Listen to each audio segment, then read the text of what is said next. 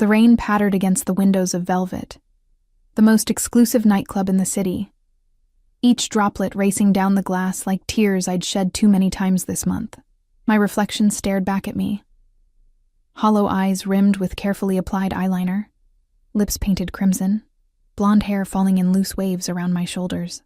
A stranger wearing my face. "You need to stop checking your phone, Eliza," Jen said, nudging my elbow and nearly causing me to spill my untouched martini. "He's not going to call." I slipped my phone back into my clutch, ignoring the painful twist in my chest. 3 weeks since Michael had walked out of our apartment with half our belongings and all of my dignity.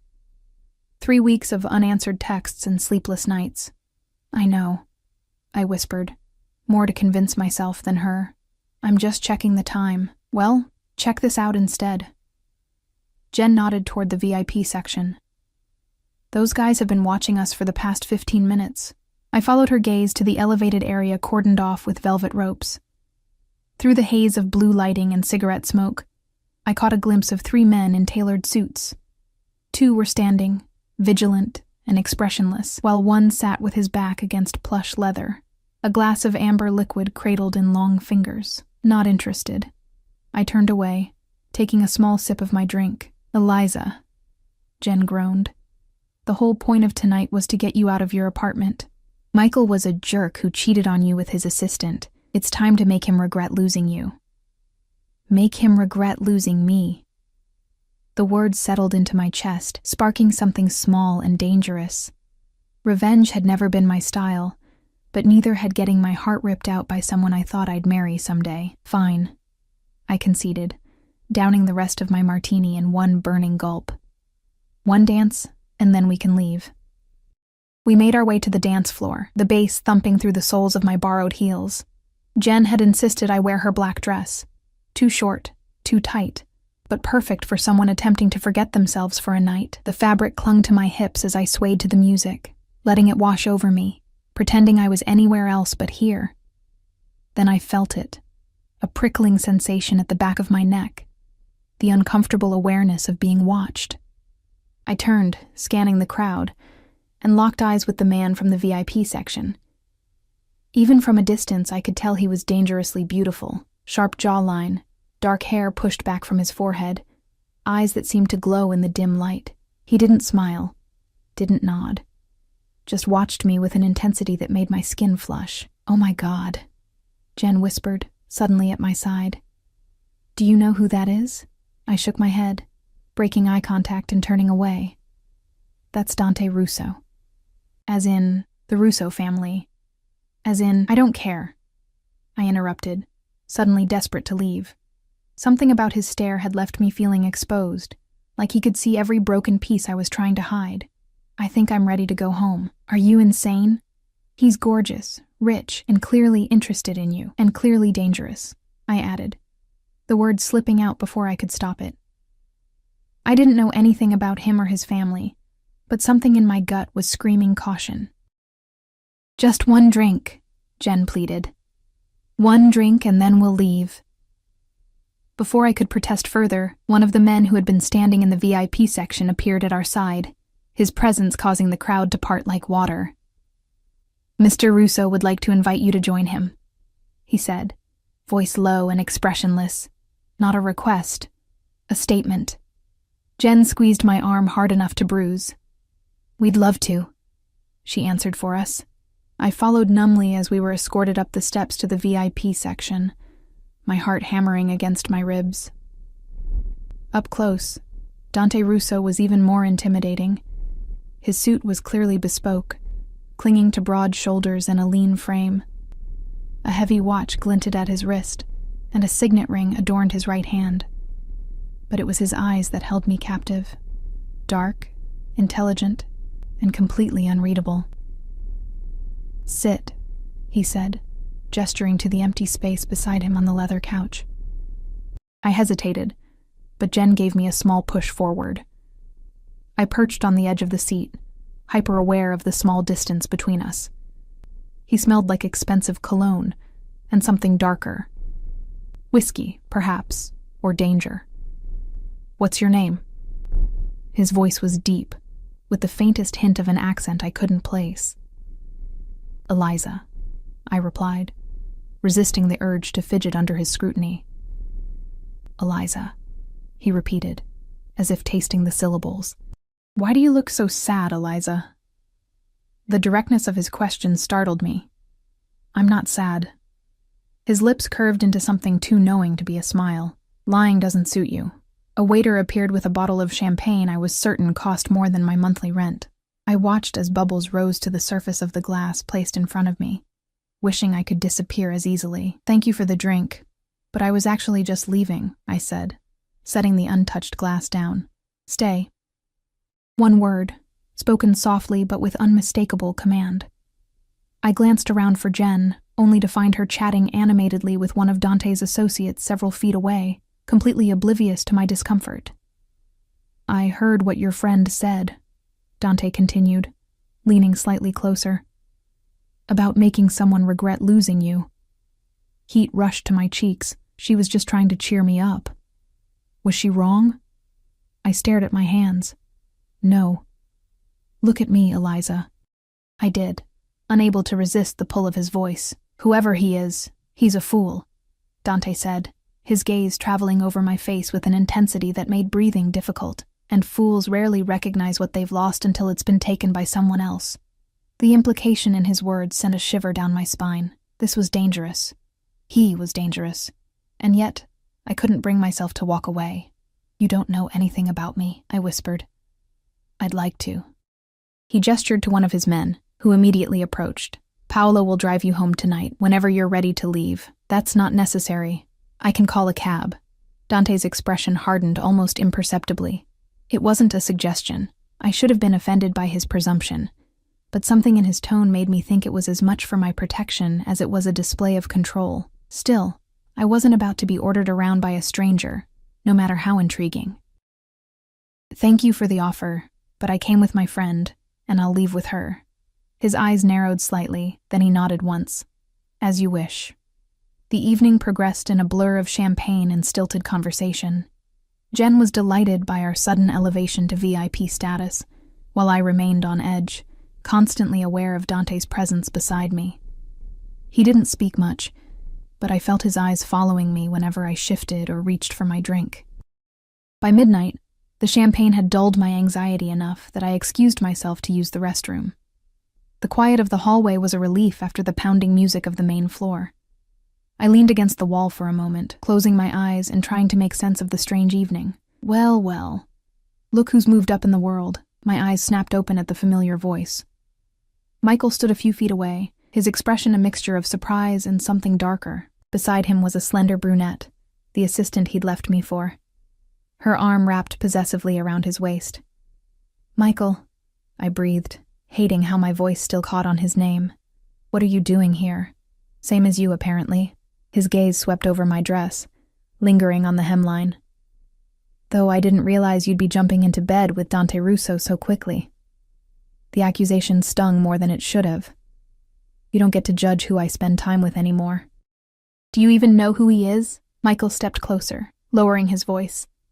The rumors about his family aren't your concern, a cold voice interrupted. I turned to find Dante standing in the hallway, his stance casual, but his eyes hard as they fixed on Michael. One of his men materialized behind him, a silent, imposing presence. Michael paled visibly, taking a step back. We were just catching up, old friends. Is that right? Dante looked at me, one eyebrow raised in question. I should have corrected him, should have explained that Michael was my ex, but something petty and vindictive kept me silent. Let him think what he wanted. Let Michael squirm. We're leaving. Michael muttered to his date, guiding her quickly past us and back toward the main floor. As they disappeared around the corner, I released a breath I hadn't realized I was holding. Thank you, I said quietly. Dante moved closer, close enough that I had to tilt my head back to meet his gaze. Was he the one? I nodded, unable to speak past the lump in my throat. He looked at you like you belonged to him, Dante said, his voice dangerously soft. He's wrong. Before I could process his words, he reached out, his fingers brushing a strand of hair from my face with surprising gentleness. You don't belong to him anymore. The implication hung in the air between us, Not a question, not quite a statement. Something more like a promise. Or a threat. "I should find Jen," I said, stepping away from his touch. "It's getting late." "Of course." He stepped back, giving me space. "But, Eliza..." I paused, looking back at him. "This isn't the last time we'll see each other." I returned to find Jen, buzzing with the encounter and eager to leave. As we gathered our things, I felt Dante watching me from across the room. I didn't look back as we exited the club, but I wasn't surprised to find a sleek black SUV waiting at the curb. The same man from earlier, Paolo, opened the door. "Mr. Russo insists." Jen squealed with delight at the prospect of a free ride home, but I hesitated, my instincts warring with my curiosity. "It's just a ride, Eliza," Jen whispered, already sliding into the luxurious interior. "Just a ride," I told myself as I followed her, but as the door closed behind us with a heavy thud, I couldn't shake the feeling that I had just stepped into something I wouldn't be able to walk away from so easily. What I didn't know then was that my innocent whisper in a nightclub had caught the attention of the most dangerous man in the city. A man who took what he wanted and never let go. A man who would soon make Michael's betrayal seem like a blessing in disguise. The next morning, I woke to sunlight streaming through curtains I'd forgotten to close and a pounding headache that matched the rhythm of my heartbeat. Memories of the previous night came flooding back in fragments: champagne bubbles, Michael's accusatory glare, and Dante Russo's intense stare that seemed to strip away every defense I'd built. "You don't belong to him anymore," his words echoed in my mind as I dragged myself to the kitchen for coffee, my bare feet cold against the hardwood floors of my small apartment. The place felt emptier since Michael had left, taking not just his belongings, but the future I'd foolishly planned around him. I was stirring cream into my coffee when my phone chimed with a text from Jen. "OMG, did you see the news? Your new boyfriend is trending." I frowned, typing back, "He's not my boyfriend. What news?" She sent a link to a local news article. The headline made my stomach drop. "Dante Russo takes control of family empire following father's retirement." I skimmed the article, my coffee growing cold beside me. It detailed how Dante, at 32, had officially taken over the Russo Group, described as a diversified business empire with interests in real estate, hospitality, and import-export. Between the lines, however, were careful allusions to the family's controversial history and alleged connections. I set my phone down, trying to ignore the flutter of unease. Whatever Dante Russo was involved in, it wasn't my concern. Last night had been a strange detour, nothing more. I spent the morning applying for jobs, another consequence of Michael's departure. We'd worked at the same architectural firm, and while he'd kept his position as junior partner, I'd found it impossible to stay after our breakup, especially once rumors spread about why he'd left me. By afternoon, my inbox remained depressingly empty of responses, and I decided to clear my head with a walk.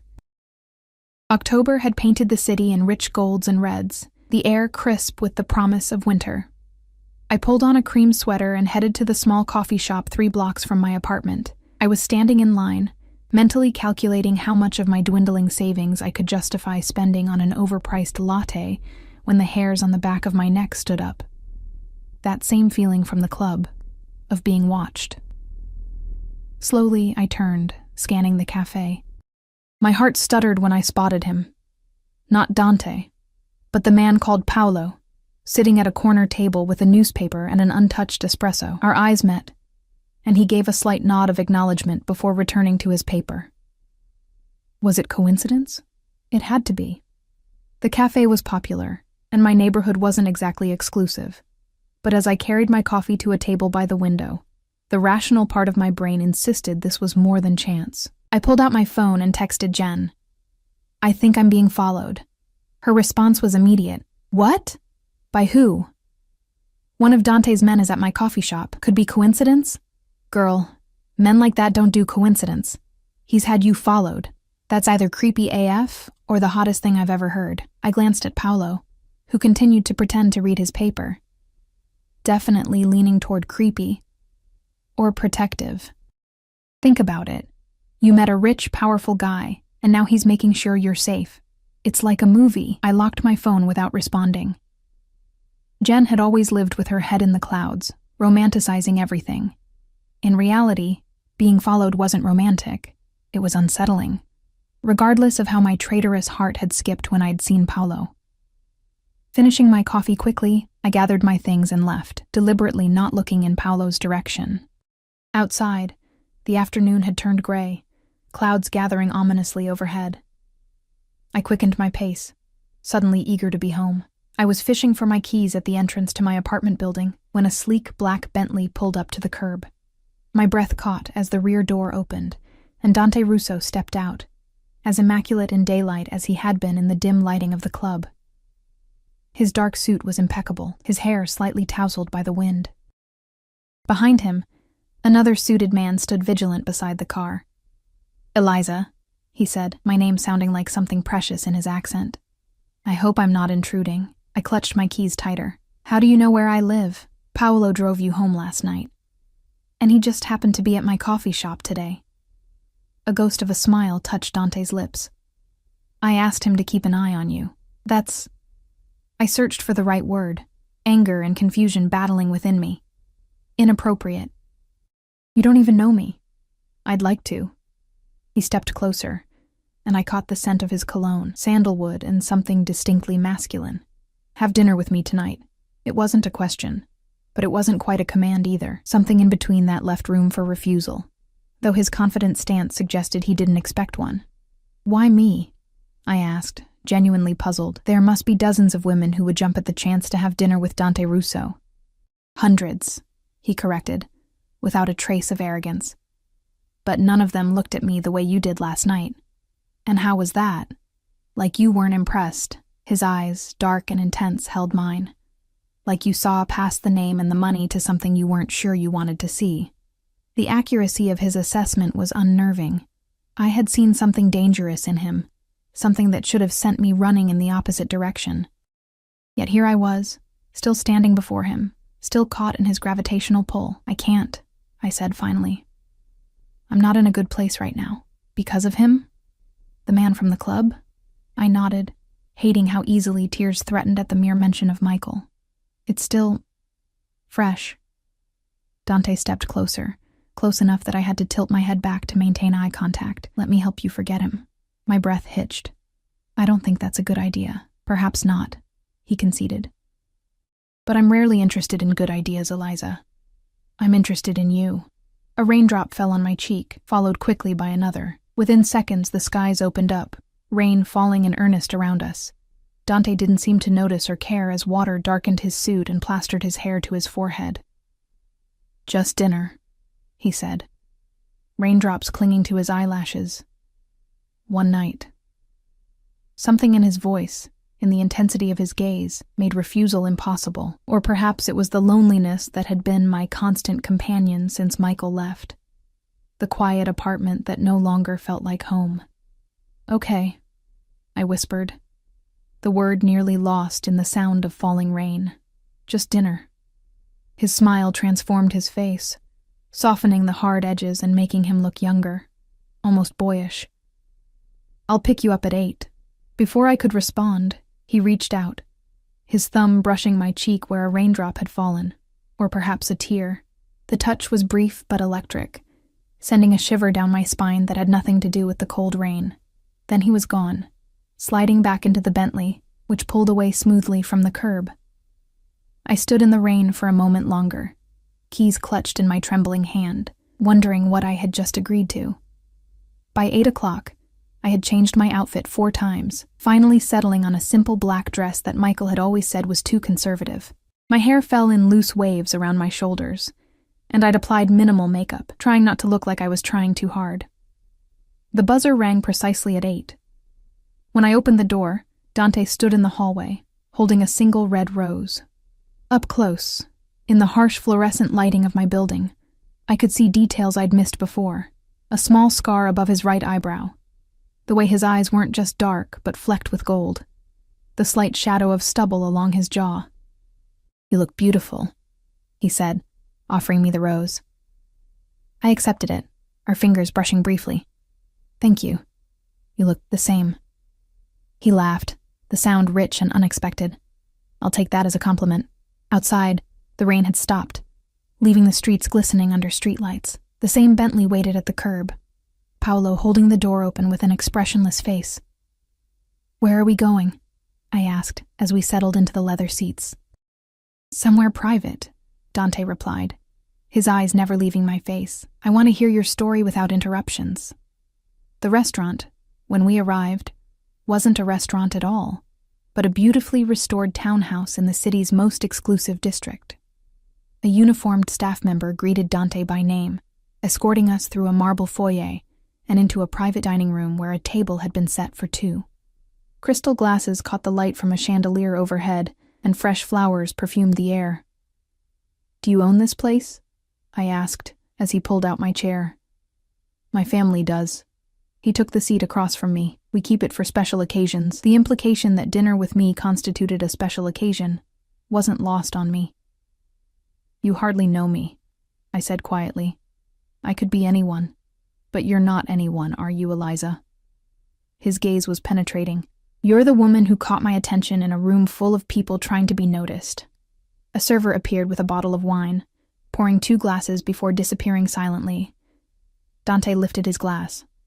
"To new beginnings." I hesitated before raising mine. "To clarity." He smiled, something knowing in his expression. "Tell me about him." The abrupt change of subject startled me. "Who?" "The man who hurt you. The fool." I set my glass down. "I'd rather not talk about Michael." "Michael," Dante repeated, the name sounding like a curse on his lips. "What did he do?" Perhaps it was the wine, or the intensity of Dante's gaze, or simply the need to finally voice the humiliation I'd been carrying, but I found myself answering. "He was my fiancé. We worked together at an architectural firm. 3 weeks ago, I came home early from a site visit to find him packing his things." I swallowed hard, the memory still raw. He told me he'd been seeing his assistant for months and that he was moving in with her. "Did he give you a reason?" Dante's voice was soft, but I could sense the anger beneath. "He said I was too predictable, too safe. That he needed someone who excited him." The words still stung, each one a reminder of my inadequacy. Dante's hand curled into a fist on the table. "He's a fool." "So you've said." And I meant it. He reached across the table, his fingers brushing mine. "There's nothing safe about you, Eliza. There's fire beneath that careful exterior. I saw it the moment I laid eyes on you." The server returned with the first course, saving me from having to respond. The meal progressed through exquisite dishes I couldn't name, each more delicious than the last.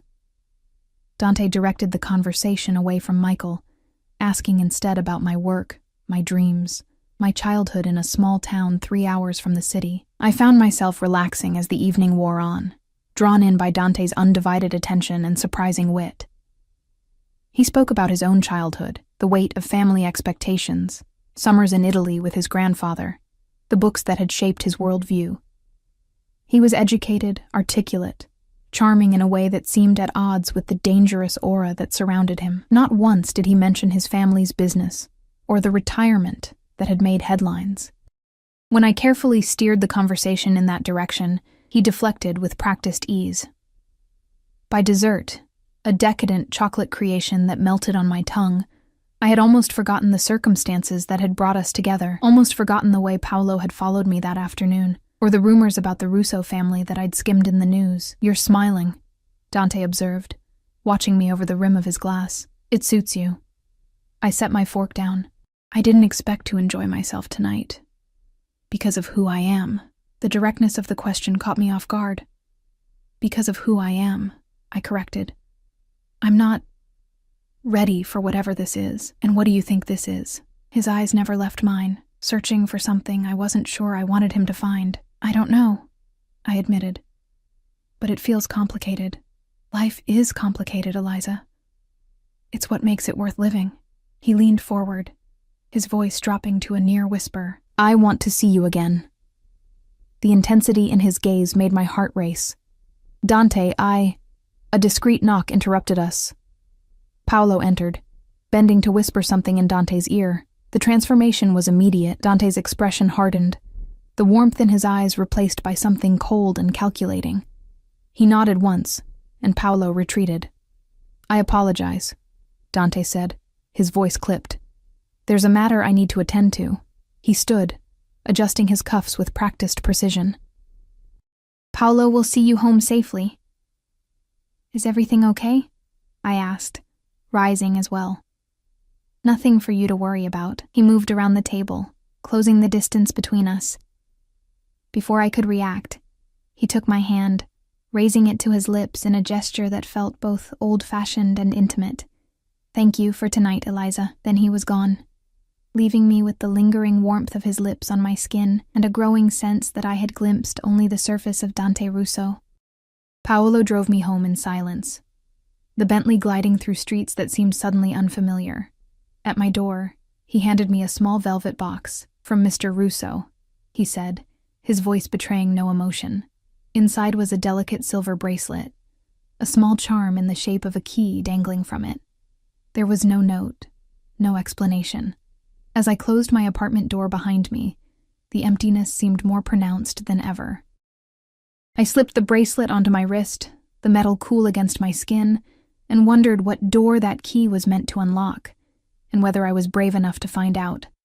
A week passed without word from Dante. The silver bracelet remained on my wrist, a constant reminder of our dinner and the questions it had left unanswered.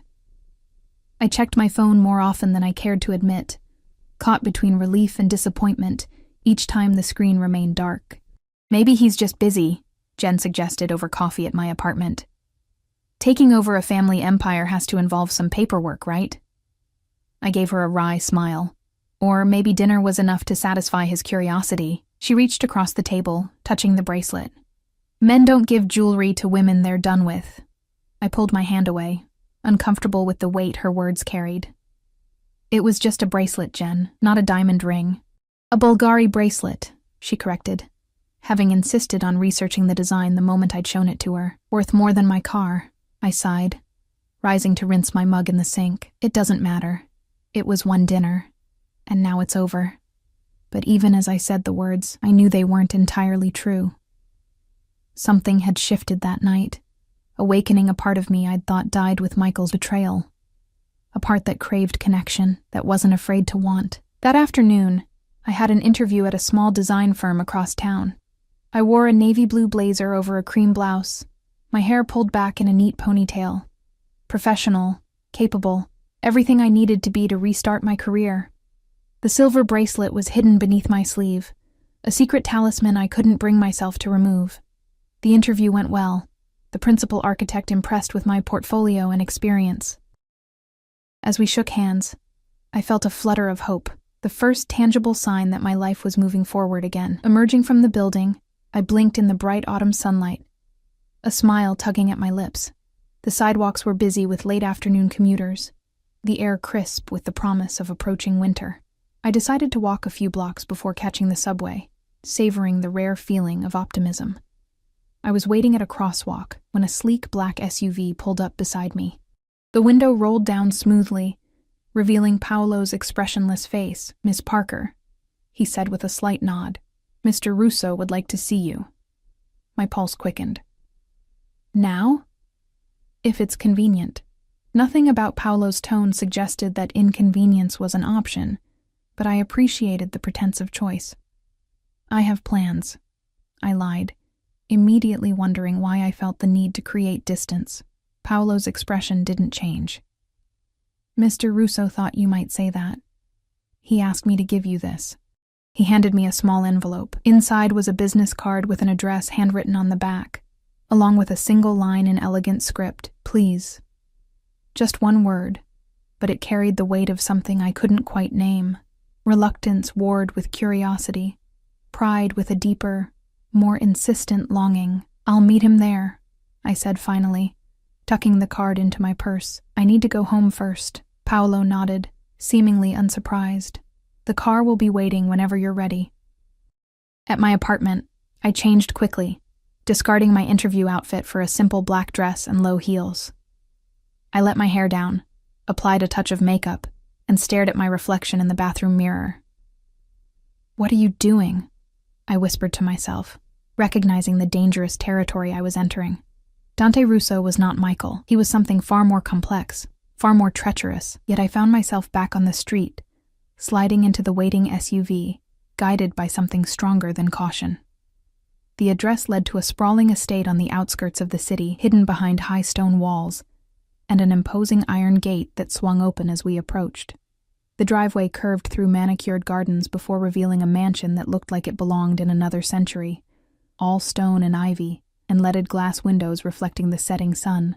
Paolo escorted me to massive wooden doors that opened before we reached them, revealing a foyer with soaring ceilings and marble floors. A maid appeared silently, taking my coat before Paolo led me deeper into the house. We passed rooms filled with antiques and artwork that belonged in museums, each space more opulent than the last.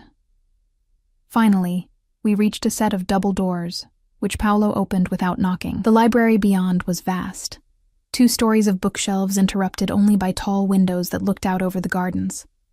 A fire crackled in a stone fireplace large enough to stand in, casting warm light across leather chairs and oriental rugs. Dante stood by one of the windows, his back to the door, silhouetted against the fading daylight. He turned as I entered, and my breath caught at the sight of him, dressed more casually than I'd seen before in dark trousers and a charcoal sweater that emphasized the breadth of his shoulders. "Eliza," he said, my name a caress in his accented voice. "You came." Paolo withdrew, closing the doors behind him with a soft click. "Your invitation was hard to refuse," I said, trying for lightness despite the nervous flutter in my chest. Dante crossed the room, stopping a careful distance away. "I've been away on business. I apologize for the silence." "You don't owe me explanations," I replied, more sharply than intended. A ghost of a smile touched his lips. "No, but I'd like to give them anyway." He gestured to a seating area near the fire. "Please." I settled into a leather chair that probably cost more than my apartment, hyper-aware of Dante taking the seat across from me. In the firelight, his features were softer, the dangerous edge I'd sensed at the club muted, but not entirely absent. "You look beautiful," he said quietly. "Did your interview go well?" I blinked in surprise. "How did you know about that?" "I make it my business to know things, Eliza." "That's not an answer." He considered me for a moment, his dark eyes unreadable. "No, it's not. Would you prefer honesty or comfort?" The question hung between us, weighted with implication. "Honesty," I said firmly. "I've had someone watching your apartment since the night we met." A chill ran through me despite the warmth of the fire. "Why?" "Initially, to ensure your safety. Then, because I couldn't stay away but had obligations that required my attention elsewhere." He leaned forward, elbows on his knees. "I don't apologize for it, but I understand if it makes you uncomfortable." "It should make me uncomfortable," I said, my voice barely above a whisper. "It should make me want to leave, but I'm still here." Something flickered in his eyes, triumph, perhaps, or satisfaction.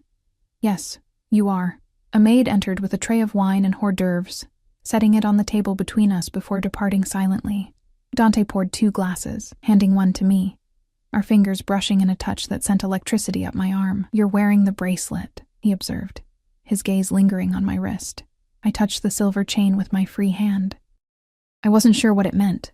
"It means I was thinking of you." He took a sip of his wine, watching me over the rim of his glass. "The key is symbolic." "Of what?" "Of choices, Eliza. Doors that can be opened or left closed." The metaphor wasn't lost on me. "And which door does this key open?" "That depends entirely on you." The conversation shifted then, away from symbolism and surveillance to safer topics. Books we'd read, places we'd traveled, the architecture I'd studied in college. Dante was well-educated and articulate, his observations thoughtful, his questions probing without being invasive. As the evening progressed, I found myself relaxing into his company, drawn once again into the orbit of his attention.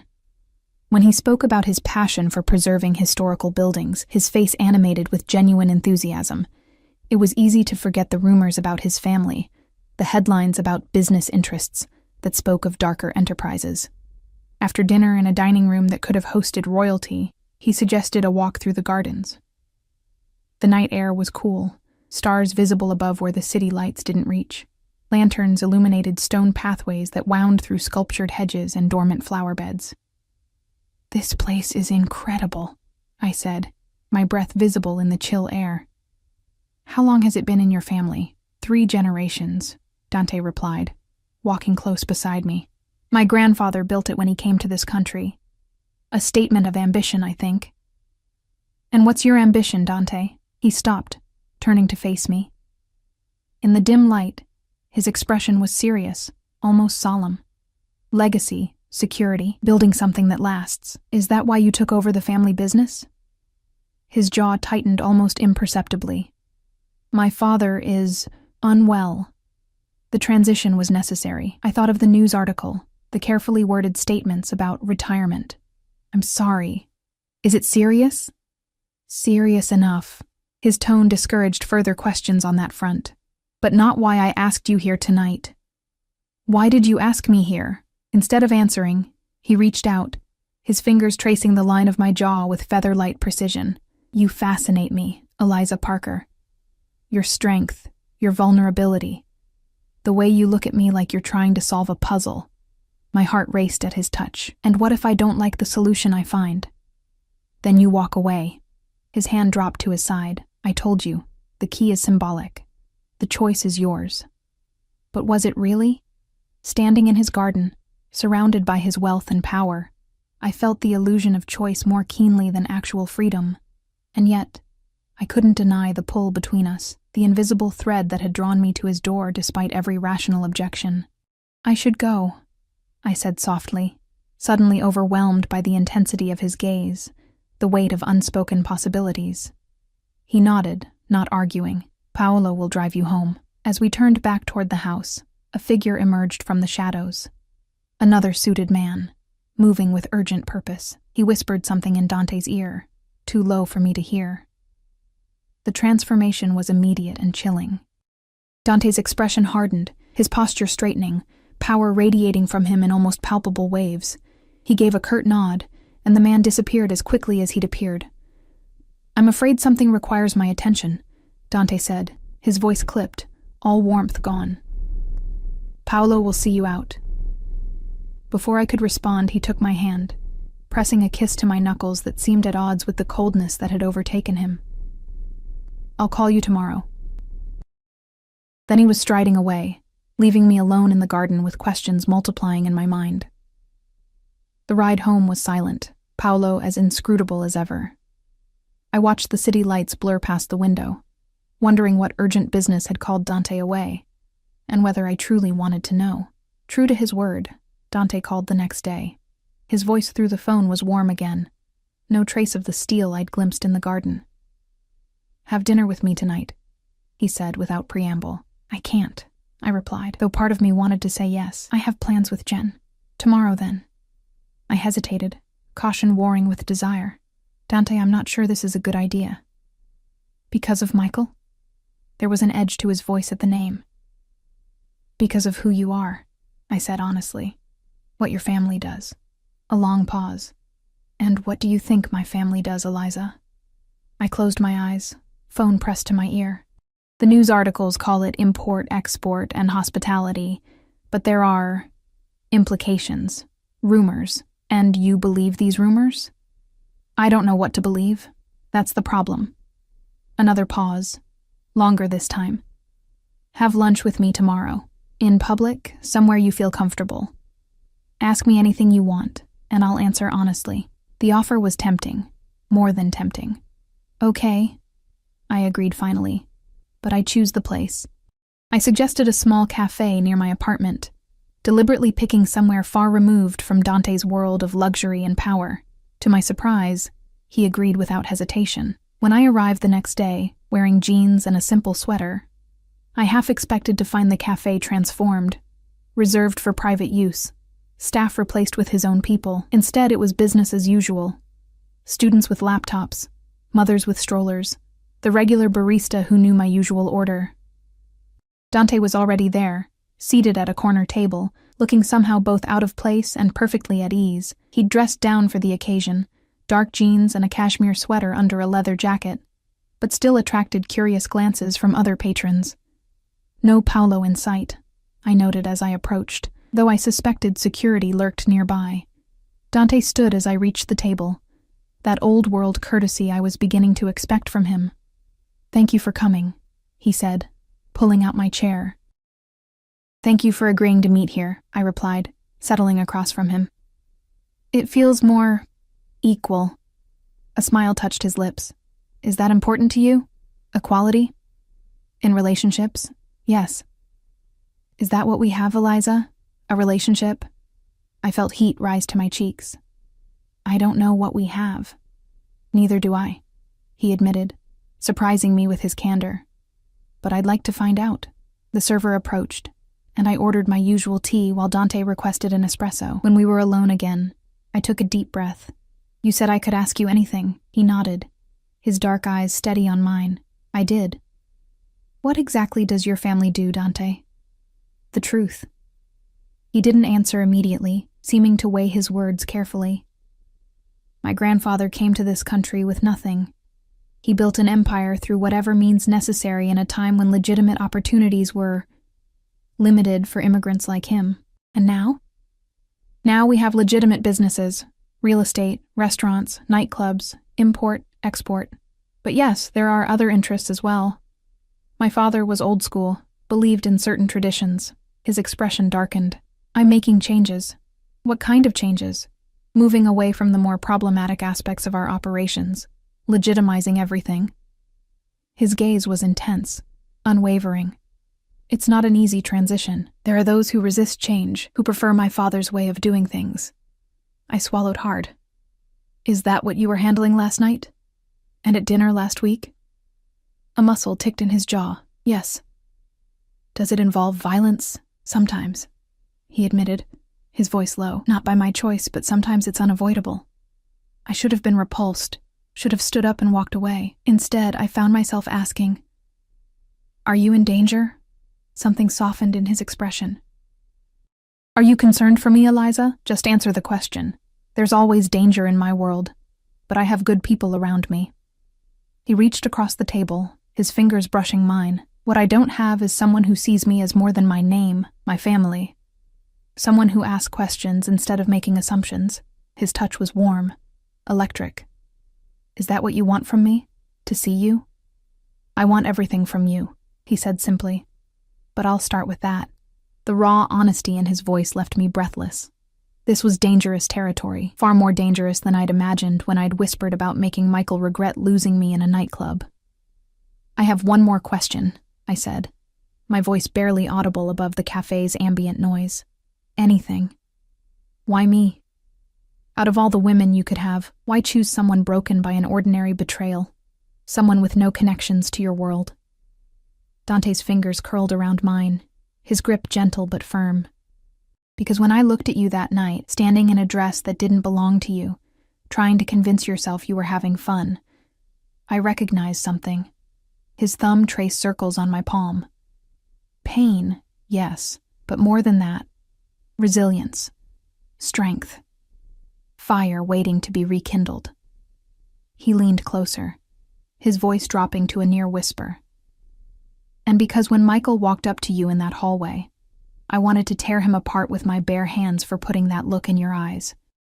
I wanted to erase every mark he'd left on your heart. The intensity of his words should have frightened me. Instead, they ignited something deep inside, a spark of want so fierce it took my breath away. I can't promise you safety, Eliza," he continued, his eyes never leaving mine. "But I can promise that if you choose to open that door, to use that key, you will never feel invisible or unwanted again." In that moment, sitting in an ordinary cafe on an ordinary day, I felt the weight of a decision that would change everything. The rational part of my brain screamed caution, reminded me of all I'd read about the Russo family, all Dante had just admitted to. But another part, the part that had been shattered by Michael's betrayal, the part that craved to feel alive again, whispered that some doors were worth opening, regardless of what waited on the other side. "I need time," I said finally, "to think." He nodded, releasing my hand. "Take all the time you need. I'm not going anywhere." As I left the cafe, the silver bracelet caught the sunlight, the tiny key gleaming like a promise or a warning. 3 days passed without word from Dante. True to his promise, he was giving me time to think, though the silver bracelet on my wrist felt heavier with each passing hour, a constant reminder of the choice that loomed before me. I'd received an offer from the design firm I'd interviewed with, a lifeline back to normalcy and independence. I accepted immediately, grateful for the distraction of work and the promise of rebuilding my career. On my first day, I arrived early, coffee in hand, portfolio tucked under my arm. The office was modern but small, nothing like the prestigious firm I'd left behind, but it hummed with a creative energy that felt immediately welcoming. Eliza Parker? A woman with silver-streaked hair and tortoiseshell glasses approached, hand extended. "I'm Claire Matthews. We spoke on the phone. Welcome to Matthews Design." "Thank you for the opportunity," I said, shaking her hand. "I'm excited to get started." Claire showed me to a desk by a window overlooking a tree-lined street. "We're working on a renovation for the old public library. I thought you might want to take the lead on the interior concepts, given your background." By lunchtime, I was immersed in blueprints and reference materials, the familiar rhythm of design work soothing my frayed nerves. This was what I needed: purpose, focus, a return to the person I'd been before Michael had reduced me to someone whose worth depended on a man's attention. As I walked to a nearby deli for lunch, my phone buzzed with a text from Jen. "Anything from Mr. Dangerous?" I typed back, "No, and that's probably for the best." Her response was immediate. "Is it though? Or are you just scared?" I stared at the screen, unable to formulate a response that wasn't a lie. Because she was right. I was scared. Not of Dante himself, but of what he represented. A life so far removed from the careful, predictable existence I'd planned with Michael that it felt like stepping off a cliff without knowing if I could fly. That evening, I stayed late at the office, losing myself in work until the sky outside my window had darkened to indigo. When I finally emerged onto the street, the autumn air had a sharp bite that hadn't been present that morning. I pulled my coat tighter around me, debating between the subway and a cab when a familiar black SUV pulled up to the curb.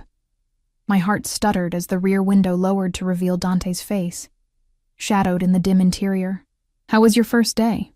he asked, as casually as if we'd planned this meeting. I stared at him, caught between irritation and a treacherous flutter of pleasure at seeing him again. "How did you know it was my first day?" "I called the firm when they offered you the position, to congratulate them on their excellent choice." His lips curved in a slight smile. "I may have also sent them a client or two." "You had no right," I said, anger flaring at his presumption. "I don't need your help to succeed." "I know that." His expression turned serious. "But the world isn't always fair to talented people, Eliza. Sometimes deserving candidates are overlooked for reasons that have nothing to do with merit. So you, pulled strings to get me hired?" "No." He opened the door, sliding over to make room. "I simply ensured that your talent received the recognition it deserved. Get in. It's cold." I hesitated, my pride warring with curiosity, and the undeniable desire to be near him again. "Please," he added, the word an echo of the note that had accompanied his address days earlier. I slid into the warmth of the SUV, the leather seat soft beneath me. Dante sat close enough that I could smell his cologne, feel the heat radiating from his body. "I have a proposition for you," he said as the car pulled smoothly away from the curb. "I'm not sure I want to hear it." He smiled, the expression transforming his face in a way that still caught me off guard. "It's not that kind of proposition. At least, not yet." Heat rushed to my cheeks. "What then?"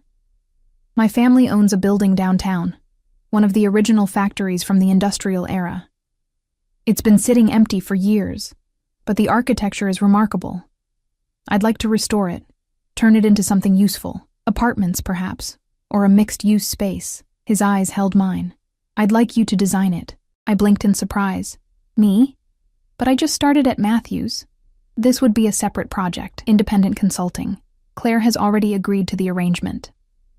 The realization that he'd planned this, had spoken to my new employer without my knowledge, should have angered me. Instead, I found myself intrigued by the opportunity, and by the chance to see more of Dante's world.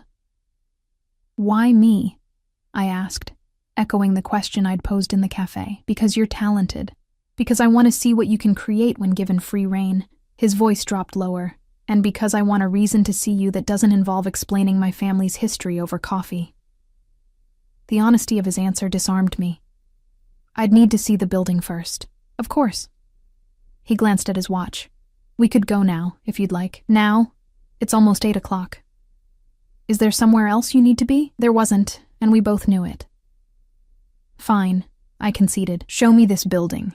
Dante gave Paolo an address, and we rode in comfortable silence through streets that grew progressively less manicured, finally stopping before an imposing brick structure that occupied nearly a full city block. Illuminated by streetlights, it loomed against the night sky, windows boarded, walls covered in decades of grime. It doesn't look like much now, Dante admitted, as we stood on the sidewalk, gazing up. But wait until you see inside. A security guard appeared from nowhere, unlocking a heavy metal door. Dante took a flashlight from him, offering me his other hand. Watch your step. I hesitated before placing my hand in his, the contact sending a now familiar jolt up my arm. His grip was warm and sure as he led me into the darkness. The beam of the flashlight swept across a vast interior space, illuminating soaring ceilings, massive windows, and cast-iron columns that rose like ancient trees. Despite the dust and debris, the beauty of the architecture was unmistakable. The proportions perfect, the details intact beneath years of neglect.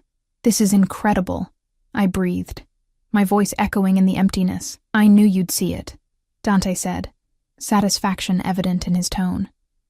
The flashlight beam caught his profile as he gazed upward, highlighting the strong line of his jaw, the curve of his lips.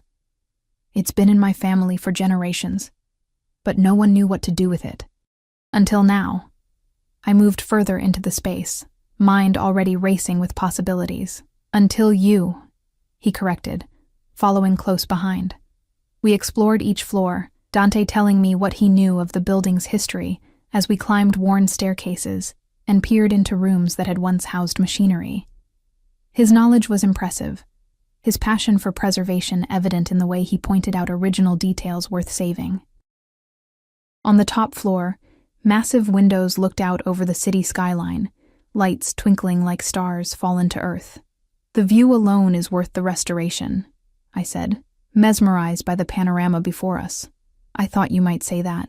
Dante moved to stand beside me, our shoulders nearly touching as we gazed out at the city. So you'll take the project?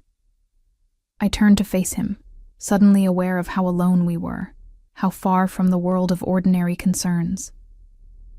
Yes, I said quietly. I'll take it. His smile was slow, satisfied. Good. The air between us seemed to thicken, charged with possibility. Dante lifted a hand, brushing a strand of hair from my face with a gentleness that belied the strength I knew he possessed. Eliza, he said, my name almost a question. I knew what he was asking, what he had been asking since that first night at the club. The key around my wrist seemed to burn against my skin, a reminder of the door that stood before me, waiting to be unlocked. I'm afraid, I admitted, the words barely audible. Of me? His fingers traced the line of my jaw, feather-light, of myself, of what I might become if I let this happen. His eyes held mine, dark and fathomless in the dim light. And what might that be? Someone who doesn't recognize herself anymore? Someone who loses herself in your world? Or someone who finds herself? He countered, his thumb brushing my lower lip. Someone who discovers parts of herself she never knew existed. My breath caught at his touch. Your world is dangerous, Dante. Yes. He didn't deny it, didn't try to soften the truth. But I can keep you safe. Can you? I whispered, remembering the cold transformation I'd witnessed in the garden, the hints of violence beneath the surface. With my life, he promised. And I believed him. When his lips finally met mine, it felt inevitable, as though every moment since our first meeting had been leading to this. The kiss was gentle at first, almost questioning, but quickly deepened into something hungry and desperate. His arms encircled me, pulling me against the hard planes of his chest as my hands found their way to the nape of his neck, fingers threading through his hair. Time seemed to suspend as we stood entwined against the backdrop of the city. the abandoned building a cocoon separating us from reality. When we finally broke apart, both breathing heavily, I felt altered, as though something fundamental had shifted within me. Dante's eyes were dark with desire, his expression fierce and possessive. "Come home with me," he said, his voice rough. The request was tempting, dangerously so, but something held me back, a last vestige of self-preservation. "Not tonight," I said softly. "I need time," he finished for me, a rueful smile touching his lips. "Always time with you. Is that a problem?" He brushed his thumb across my cheek. "No, you're worth waiting for, Eliza Parker."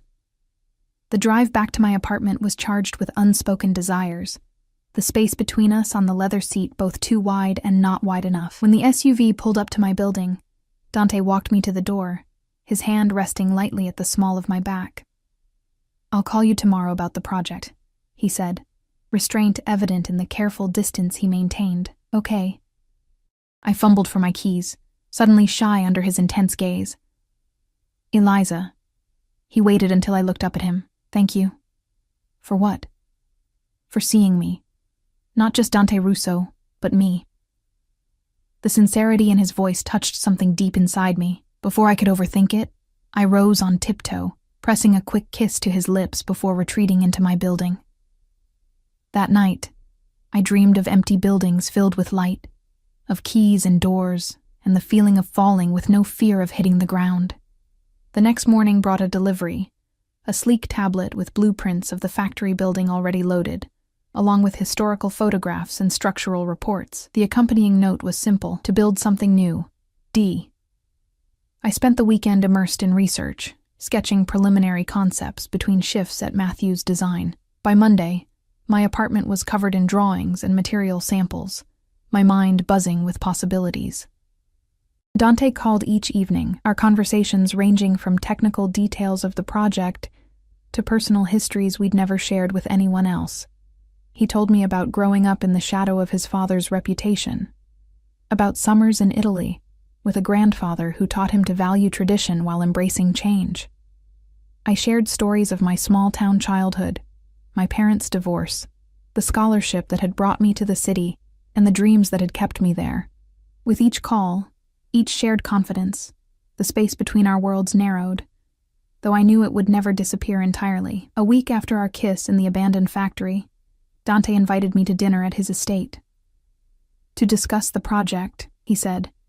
Though we both knew it was more than that, I accepted, the decision easier than it should have been. Paolo picked me up at 7, driving me through the iron gates that no longer seemed quite so imposing. This time, Dante met me at the door himself, taking my coat with a familiarity that sent warmth coursing through me. "I thought we'd eat in the conservatory," he said, leading me through the mansion to a glass structure attached to the rear. Inside, tropical plants created a lush garden around a small table set for 2. Overhead, stars shone through the glass ceiling, more visible here away from the city's glow. "This is beautiful," I said, accepting the glass of wine he offered. It was my mother's favorite room. A shadow crossed his face. She died when I was 10. I touched his arm gently. "I'm sorry." He covered my hand with his. It was a long time ago. Dinner was served by a staff that appeared and disappeared with practiced discretion. The food was exquisite, the wine perfectly paired, but it was Dante's undivided attention that made the evening extraordinary. He listened as I explained my vision for the factory building, asking insightful questions that helped refine my ideas. "You're remarkable," he said as we lingered over dessert. "The way you see potential where others see only decay. Isn't that what you do too?" I asked. "See something worth saving in the things your family built, even if the methods were questionable?"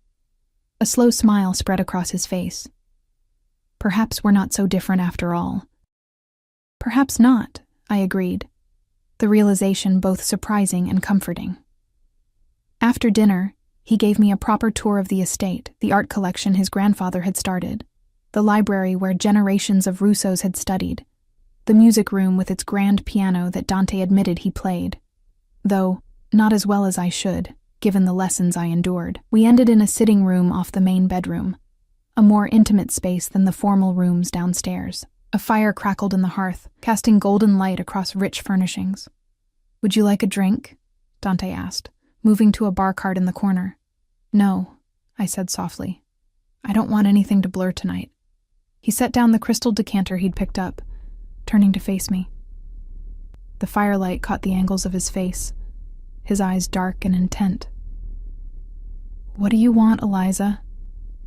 I moved toward him slowly, each step deliberate. The silver bracelet gleamed on my wrist, the key a reminder of the choice before me, a choice I realized I'd already made. "You," I answered simply. "I want you." Something fierce and primal flashed in his eyes before he closed the distance between us, gathering me into his arms with a hunger that matched my own. His kiss was possessive, claiming, his hands moving over me as if memorizing every curve. "Are you sure?" he whispered against my lips, restraint evident in the tension of his body. In answer, I reached for the buttons of his shirt, my fingers steady despite the pounding of my heart. "I'm sure." His control seemed to snap at my words.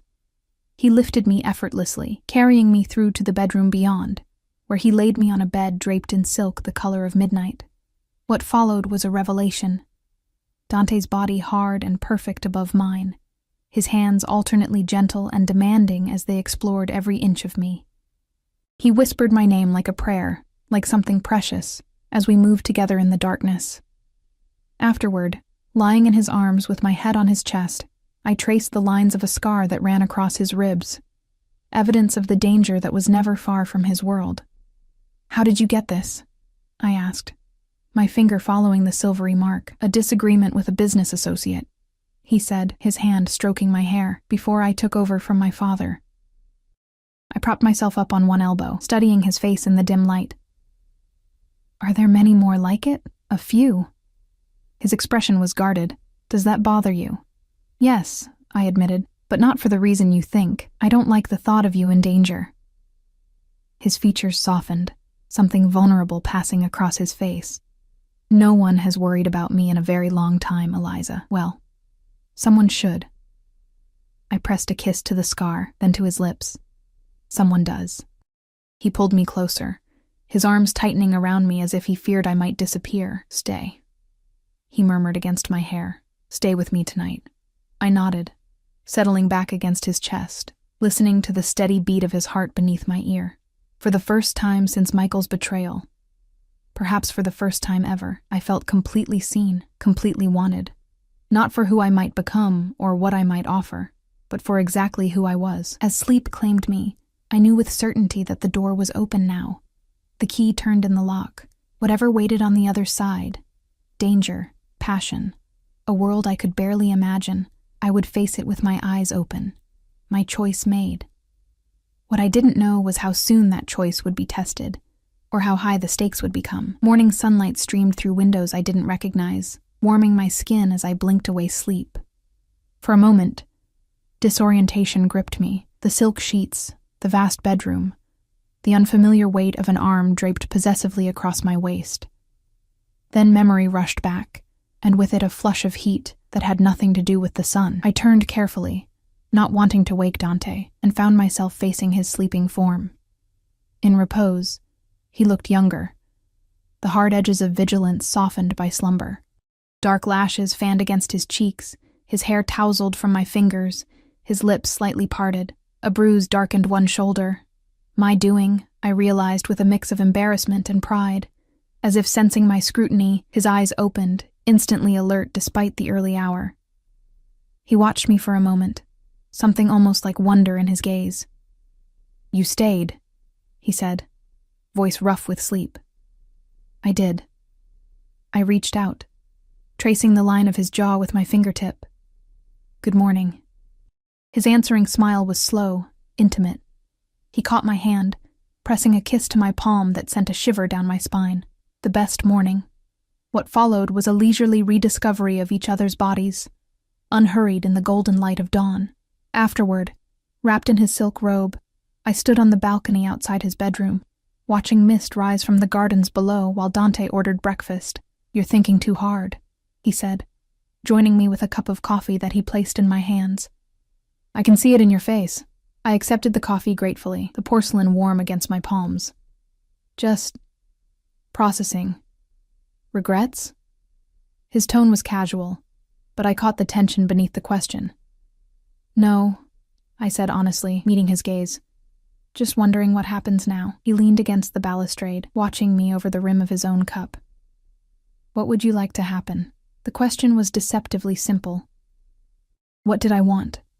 A return to my carefully ordered life seemed impossible now, like trying to fit back into clothes I'd outgrown. But diving headlong into Dante's world, with all its complexities and dangers, terrified me. I want balance, I said finally. My work, my independence, but also this. I gestured between us, whatever this is becoming. Dante set down his cup, closing the distance between us. His hand settled on my waist, warm and steady. This, he said softly, is everything, Eliza, but your independence is part of what draws me to you. I would never ask you to give that up. Relief washed through me at his understanding. Thank you. His lips brushed mine, a gentle promise. Just don't shut me out. The rest, we can figure out together. Breakfast arrived. A feast served on the balcony as the sun climbed higher in the autumn sky. We spoke of practical things, my work schedule, the factory project, a charity gala he was hosting the following weekend. You'll come, of course, he said, refilling my coffee cup. As my guest, the thought of appearing publicly at Dante's side, of stepping fully into his world, sent a flutter of anxiety through me. Will there be press? He nodded, understanding my concern. Some. But you won't be alone. I'll be with you every moment. I took a deep breath, pushing down the fear. Okay. I'll need a dress. Already taken care of. At my raised eyebrow, he added, a selection will be delivered to your apartment. Choose whatever you like. Dante, I began, a protest forming, but he silenced me with a look. Let me do this for you, Eliza. Not because you need it, but because it pleases me to give you beautiful things.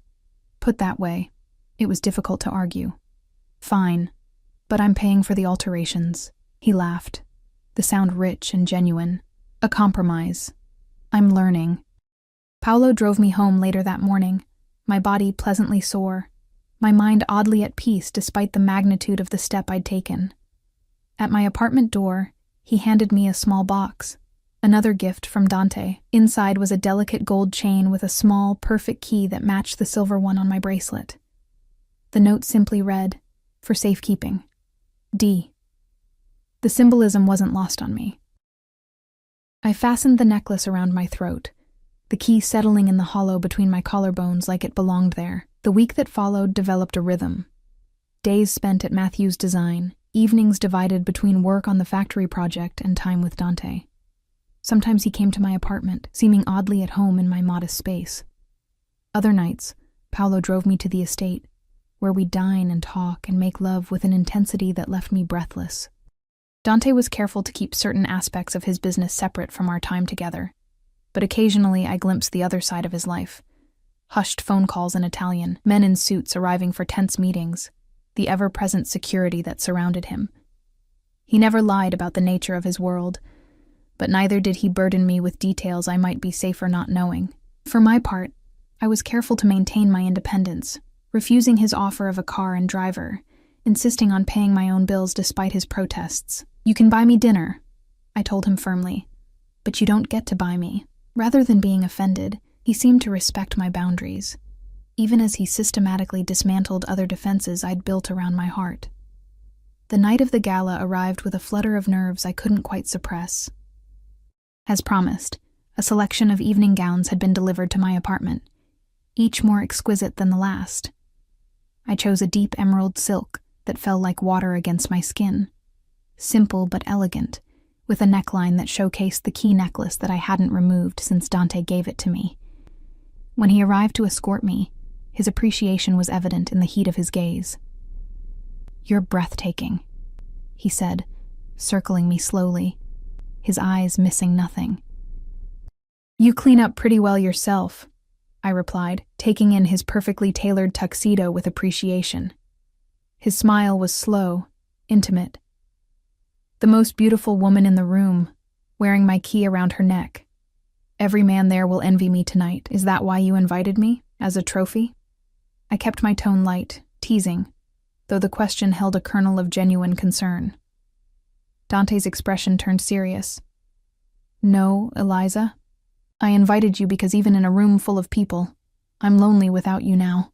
The naked honesty in his voice silenced any further teasing. I reached up, straightening his bow tie though it didn't need it, needing the contact. Then we should go. I wouldn't want you to be lonely. The gala was held at the city's most prestigious hotel, a historic building that had hosted dignitaries and celebrities for generations. As our car pulled up to the entrance, camera flashes illuminated the night, reporters calling out to the arriving guests. Dante's hand settled at the small of my back, warm and reassuring. Ready? I nodded, summoning confidence I didn't entirely feel. Ready. The moment we stepped onto the red carpet, a hush fell over the waiting press, followed by an explosion of flashes and questions. Dante guided me through with practiced ease, pausing briefly for photos but declining to answer questions, his body angled protectively toward mine. Inside, the ballroom was a glittering spectacle of wealth and influence. Crystal chandeliers cast prismatic light over tables draped in white linen, floral arrangements towering from their centers. A string quartet played discreetly in one corner, providing a soundtrack for the mingling guests. Dante! A silver-haired man in a tuxedo approached, hand extended. Good to see you, my boy. Senator Williams. Dante greeted him, shaking his hand firmly. May I introduce Eliza Parker? Eliza, Senator James Williams. I shook the offered hand, noting the politician's assessing gaze. A pleasure, Senator. The pleasure is mine, my dear. His eyes flicked to Dante, something knowing in his expression. I've known Dante since he was a boy. His father and I go way back. The senator has been a friend to my family for many years, Dante said, his tone revealing nothing of what that friendship might entail. And I hope to continue that relationship with the new generation, Williams replied, a weight to his words that suggested more than simple social connection. We should discuss that project we spoke about, Dante. Perhaps next week? My office will call yours, Dante said smoothly, a polite dismissal that the senator seemed to accept without offense. As Williams moved away, I felt Dante's hand tighten slightly at my waist. Politics, he murmured near my ear, always a delicate dance. The evening continued in a blur of introductions. Business associates, society figures, other families with interests that seemed to mirror Dante's own. I smiled and shook hands, and tried to keep track of names and connections, all the while aware of Dante's constant presence at my side, his subtle guidance through the intricate social landscape.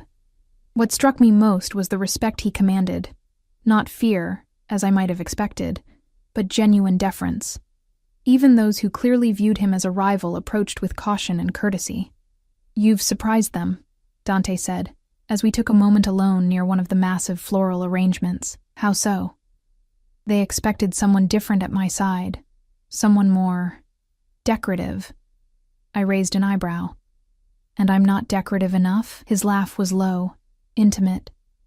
You're exquisite, Eliza, but you're also intelligent, perceptive. He brushed a strand of hair from my face, his touch lingering.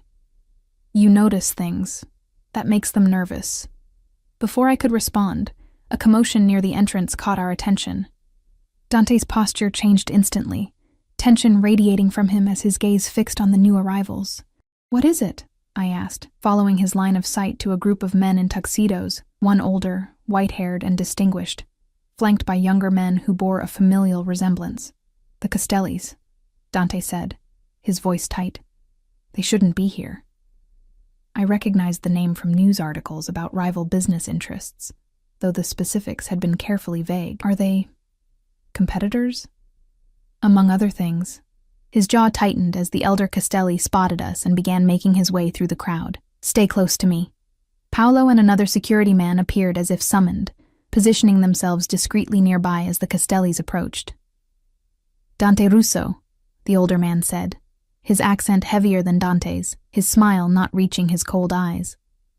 What a surprise to see you here. I didn't think charity was your family's strong suit. Antonio. Dante's voice was cordial, though I felt the tension in his body where his arm pressed against mine. I could say the same about you. Antonio's gaze shifted to me, assessing in a way that made my skin crawl. And who is this lovely creature? Have you finally found yourself a woman worthy of the Russo name? Eliza Parker, I said before Dante could answer, extending my hand with more confidence than I felt. A pleasure to meet you, Mr. Castelli. The older man's eyebrows rose slightly at my directness, but he took my hand, bringing it to his lips in an old-world gesture. The pleasure is mine, Bella. Tell me, does she know what kind of man she's keeping company with, Dante? She knows everything she needs to know, Dante replied, his voice dangerously soft. Antonio released my hand, his eyes never leaving Dante's. Everything? I doubt that very much. He gestured to the younger men behind him. You remember my sons, of course. They've been asking about you. The threat was thinly veiled, the atmosphere charged with potential violence despite the elegant surroundings. Perhaps we should discuss family matters another time, Dante suggested, his tone making it clear it wasn't a suggestion at all. This is hardly the place, Antonio smiled, the expression cold and calculating. As you wish, but we will talk, Dante, soon. His gaze returned to me. Enjoy your evening, Ms. Parker, while it lasts. As they moved away, I felt Dante's arm slide around my waist, pulling me closer to his side. I'm sorry about that, he said quietly. I didn't expect them to be here. What did he mean? About it not lasting? Dante's expression was grim. The Castellis have opposed the changes I'm making. They prefer the old ways, my father's ways. Is that why you said they're dangerous? Because they don't want you to legitimize the business? He nodded, guiding me toward a quieter corner of the ballroom. Antonio Castelli and my father were partners of a sort, but Antonio's methods became too extreme, even for my father. They had a falling out, and now that you're in charge, he sees an opportunity, I guessed, the pieces falling into place, or a threat. Dante's gaze was intense, searching. This is my world, Eliza. The danger, the politics, the constant vigilance. Are you sure it's what you want? I touched the key at my throat, a reminder of the choice I'd made. I want you, I said simply. The rest, I'll adjust. Something fierce and possessive flashed in his eyes. He bent his head, lips brushing my ear as he whispered, "Let's leave. Now." The urgency in his voice sent a shiver down my spine. What about your charity? I've made my donation. My presence was just a formality. His hand at my waist guided me toward the exit. I find I'm suddenly very eager to be alone with you. The drive back to the estate was charged with unspoken tension, Dante's hand resting on my thigh, his thumb tracing small circles against the silk of my dress. The encounter with the Castellis seemed to have awakened something primal in him, a need to claim, to possess. When we reached his bedroom, his usual control gave way to something more desperate, more demanding. He took me against the door before we even made it to the bed, my emerald dress pushed up around my waist, his hands gripping my hips hard enough to bruise. Later, as we lay tangled in the sheets, my head pillowed on his chest, he traced lazy patterns on my bare shoulder. I should apologize for my behavior, he murmured. I propped myself up on one elbow, studying his face in the dim light. Don't you dare. A smile tugged at his lips, though something somber lingered in his eyes. Seeing you with Antonio, it made me realize how easily you could be taken from me. The admission sent a chill through me. What do you mean? Dante sat up, the sheet pooling around his waist as he ran a hand through his tousled hair. The Castellis are dangerous, Eliza. More dangerous than I've let on. Because they want to keep the illegal operations going? That, and because they blame me for what happened to Antonio's youngest son. His expression darkened. Marco was involved in some particularly unsavory activities, things I refused to be part of. When I cut those operations, Marco tried to continue them independently. He was arrested. Antonio blames me for not protecting him. I sat up as well, pulling the sheet around me, and he'd... What? Try to hurt me to get to you? It's how men like Antonio think. Target what matters most. His hand cupped my cheek, his eyes intense. And you, Eliza, matter most to me now.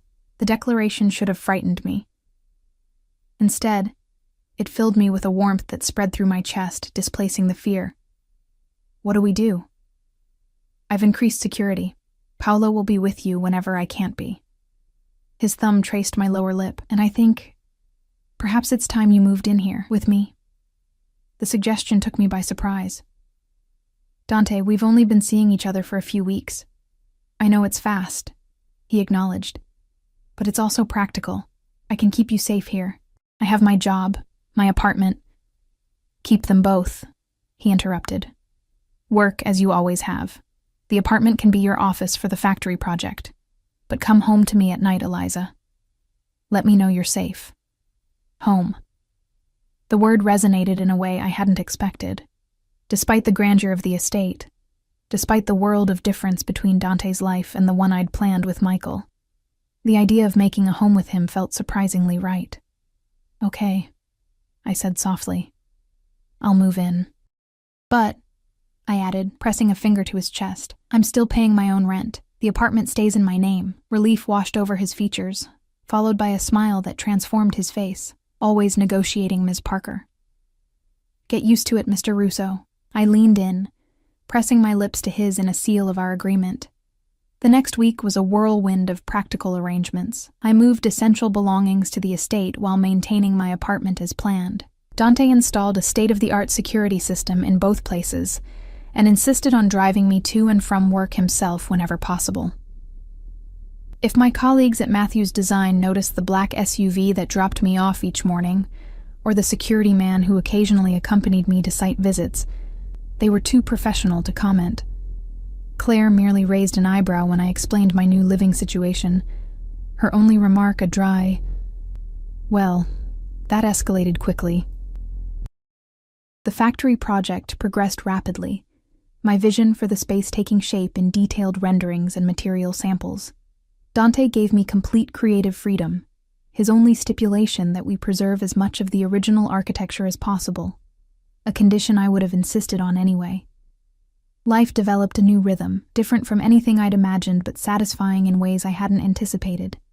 Waking in Dante's arms each morning, sharing breakfast before heading to our separate responsibilities, evenings spent discussing our days, Dante increasingly willing to share the complexities of his world as I demonstrated my ability to understand without judgment. I learned more about the changes he was implementing. Divesting from gambling operations, shifting resources to legitimate real estate ventures, establishing scholarship funds for underprivileged youth. Behind the feared name, I discovered a man determined to transform his inheritance into something he could be proud of. My grandfather came to this country with nothing, he told me one night, as we sat before the fire in his study. He built an empire the only way he knew how, through force and fear. My father continued that tradition. But I want something different, something lasting. A legacy, I said, remembering his words from weeks before. Yes. His fingers intertwined with mine, something I wouldn't be ashamed for my children to inherit. The casual mention of children, our children, sent a flutter through me that I wasn't ready to examine too closely. 3 weeks after moving in, I returned to my apartment to collect more design materials for the factory project. Paolo waited in the car outside, having insisted on accompanying me despite my protests that a quick errand hardly warranted security. I was gathering blueprints from my desk when a noise at the door made me freeze. Before I could react, the door burst open, revealing 3 men in dark clothing, their faces obscured by ski masks. Terror froze me in place as they advanced into the apartment. "Ms. Parker," the leader said, his voice muffled by the mask. "You'll be coming with us." Adrenaline surged through me, breaking the paralysis.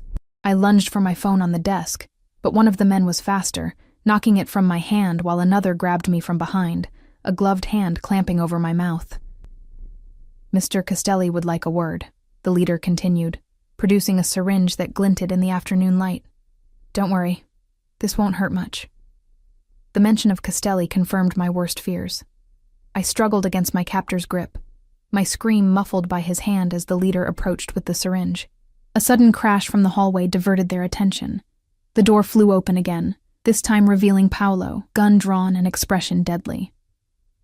"Let her go," he commanded, his usually impassive face transformed by cold fury. The man holding me tightened his grip, using me as a shield. Back off, or she gets hurt. What happened next was a blur of violence and noise. Paolo fired twice in rapid succession, each shot finding its target with terrifying precision. The leader dropped, the syringe skittering across the floor. The second man fell clutching his shoulder, a scream tearing from his throat. The man holding me pressed something cold against my neck. A knife, I realized with horror. "Drop it," he growled at Paolo. "Or I cut her throat." For a terrible moment, the room was frozen in deadly tableau. Then a new voice spoke from the doorway, Dante's voice, cold and commanding.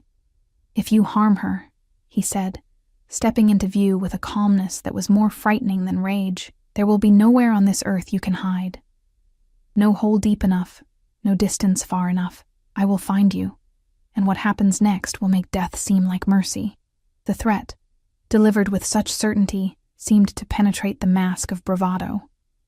The knife at my throat wavered, then lowered slightly. It was all the opening Paolo needed. His third shot found its mark, and suddenly I was free, falling forward as my captor collapsed behind me. Dante was there instantly, gathering me into his arms, his body shielding mine from the carnage as he guided me toward the door. "Don't look," he murmured against my hair. "Just keep walking." Outside, more of Dante's men had arrived, securing the scene with efficient precision. He bundled me into the waiting SUV, his arm tight around my shoulders as Paolo took the wheel. "Are you hurt?" Dante asked, his hands moving over me, checking for injuries with gentle urgency. I shook my head, shock making it difficult to form words. "How did you—" Paolo called when he realized something was wrong. I was nearby. His voice was steady, but I could feel the rage vibrating through him, barely contained. "Castellis," he said, the name a curse. "This ends tonight." Fear cut through the shock. "What are you going to do?" His expression hardened, something cold and ruthless replacing the man I'd come to know. "What's necessary?" "Dante, please," I gripped his arm. "Don't do something you can't come back from. Not because of me." Something in my voice seemed to reach him. The deadly calm in his eyes flickered, replaced by a different kind of determination. "I won't let them threaten you, Eliza." "I can't. Then find another way," I urged. "You've been working so hard to change things, to build something better. Don't throw that away now." He was silent for a long moment, conflict evident in the tension of his body.